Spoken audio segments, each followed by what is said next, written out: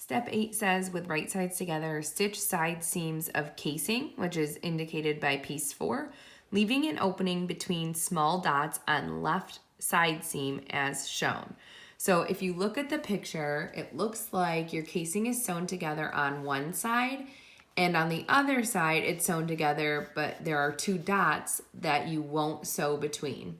So one thing that I happened to notice before I did this step was that I didn't mark the dots on my casing. So that's why I almost always leave the pattern piece pinned on, not only because, hey, I know this is piece 4 because it says right here, but also because then I have it to transfer the markings if I forgot to do them in a previous step. So I'm gonna do that quickly.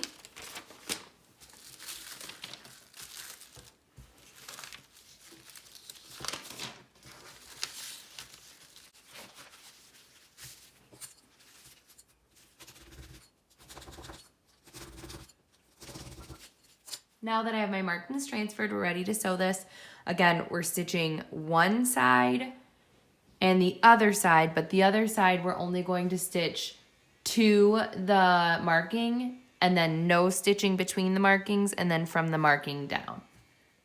Because the directions don't indicate anything different, you're going to stitch at a 5/8 inch seam allowance.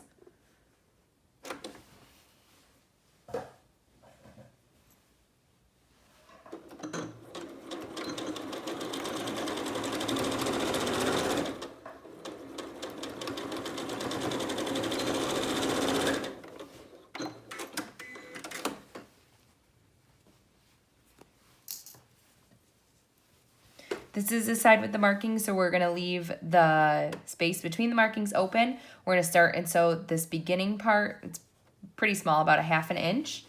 And then we're gonna stop and restart after the other marking.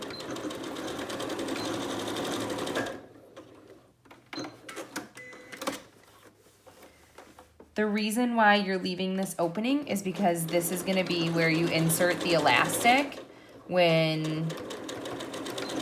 after we attach our waistband. So at this point, you should have one large round band. It should be a complete circle. One seam should be completely sewn and the other seam should have a hole in it.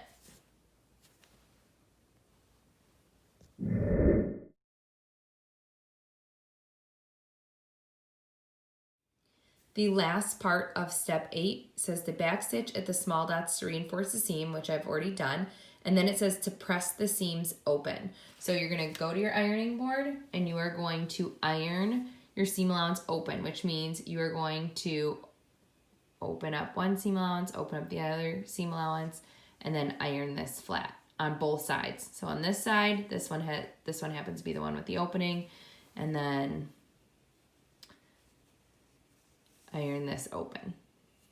Step 9 gives us a tip. So to keep elastic from getting stuck in the seam allowances as it's inserted, use machine basting or fusible web to anchor them to the casing. Be sure to remove basting after casing is finished. So what you're gonna do is you're just gonna sew down the sides of each seam allowance that you just ironed open. So it only shows it on one side, but you're gonna do it on both. So here's my pressed open seam, and I'm going to stitch on this side. So you're just sewing that seam allowance, to the casing itself, okay? And it says that it's a base stitch, so that means it's temporary. We're gonna remove it. What would happen if you didn't do this is that as you're inserting the elastic, it's gonna get stuck because it's gonna go underneath the seam allowance and it won't be able to move. What you want it to do is float on top of the seam allowance. So that's why we do this step.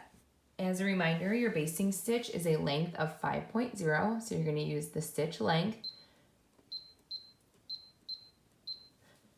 to change it to 5.0, and you're just basting down both sides of your seam allowances. I'm using a light colored thread, so you should be able to see what this looks like when it's done. So what I just completed was basting my seam allowance to my casing. You can tell it's a basting stitch by how spread out the stitches are.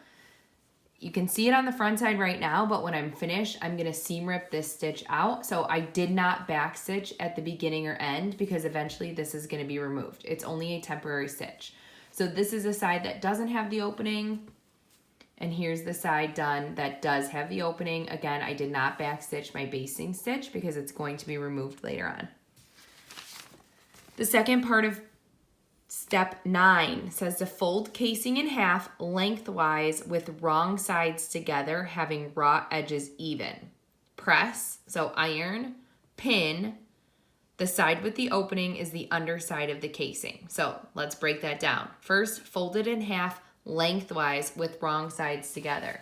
So our wrong sides are the ones that have the seam allowances. So even if it's hard to tell the difference between right side and wrong side, you wouldn't have your seam allowance on the outside. So with our wrong sides together, what we're going to do is fold the casing in half with the wrong side. So it's the same piece, it's on top of itself, but now the wrong sides are together. So all you're doing is basically folding this in half to make one long band. And you have your notches, so those should match up because it also tells you to have your raw edges even. So what I've done is just folded my band in half. I know it's kind of hard to tell because it's black, with the wrong sides together. So when I look at my seams, I don't have a seam allowance on the outside, my seam allowance on the inside because it's on the wrong side of the fabric. And I'm going to take this to the ironing board and press it. Just to show the folding part again, this is the full width of my band. I have it over the end of my ironing board, and you're gonna fold it in half with wrong sides together. So all I'm doing is taking it and folding it towards itself, just basically folding it down. And then you're gonna iron.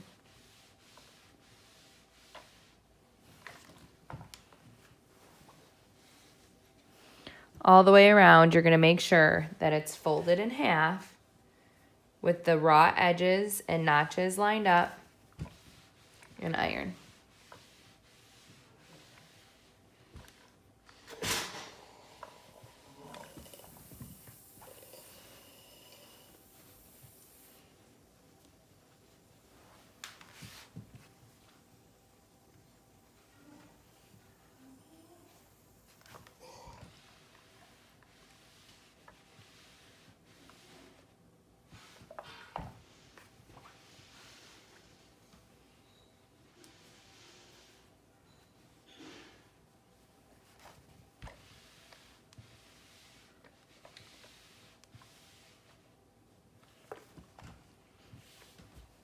The second part of step 9, we just did the press part, so now it says to pin.